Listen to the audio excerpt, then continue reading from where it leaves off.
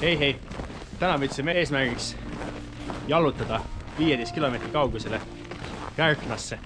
Hetkel on kell 11:30 ja 3,5 tunni pärast kell 3 läheb siis rong Kärknast Tartusse. Õues on -11 kraadi, see on mõnus jahe. Kõigepealt läheme läbi Hiina linna. See on ilus Tartu. Näiteks siia tahapoole ka ja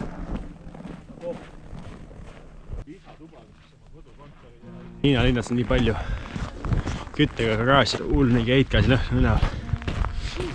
Käime mööda tuttavaid radu. Keegi teab, mis videost me ka siin käisime.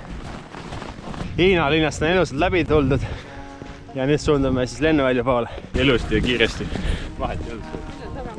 Me jäädvustame videole, milline on Ilaküla. Aga samas siin on väga rahulik tundub seisund aastal 21. Siit saab vastakule, kus me käisime sõitmas libeda rajal. Ja huvitav asi on see, et juba siiani on tekkinud elava kraani välja. Teine huvitav asi on see, et Cobra akud -10-ga ei pea üldse vastu, seega ma soojendan akusid hinda sees. Ja isegi siia tulevad uued majad. No muidugi nende majadega oli mingi probleem ka, et tehti rahvamuuseum valmis ja siis juba olid müüdud sealt ümbert ära.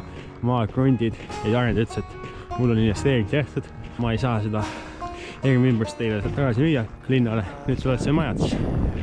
See lai kraadi lennuvälja koht, kus me siis külge lasime Audiga. Siin enam külge lasta ei saa, sest see on tehtud kitsaks. Automüügi plats. Ja siin on veel amaraanid.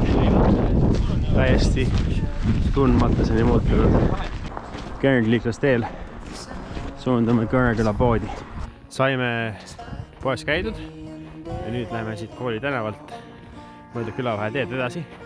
Cobra akud said mõnult tööks, sest et on külm ja nad üldse ei pea. Ja vaatame, kas me jõuame siis 2 tunni 15 minutiga rongi peale.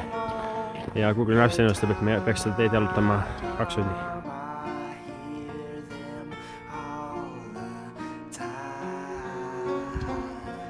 Anett, kuidas Astelpaju Ingveri tee maitseb? Soojalt.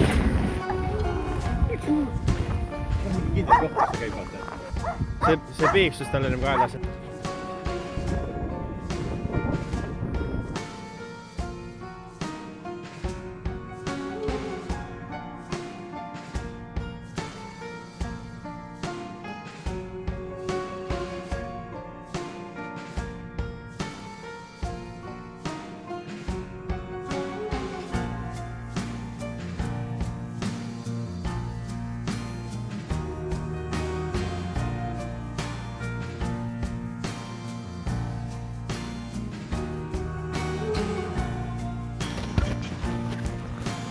Google Maps ennustab, et me jõuame täpselt sel kellaajal, kui rong väljub rongijaama. Tuule jääs on paljaste sõrmedega ikka väga külm. Ma oleks jääauku lükanud minutiks ajaks sõrmed.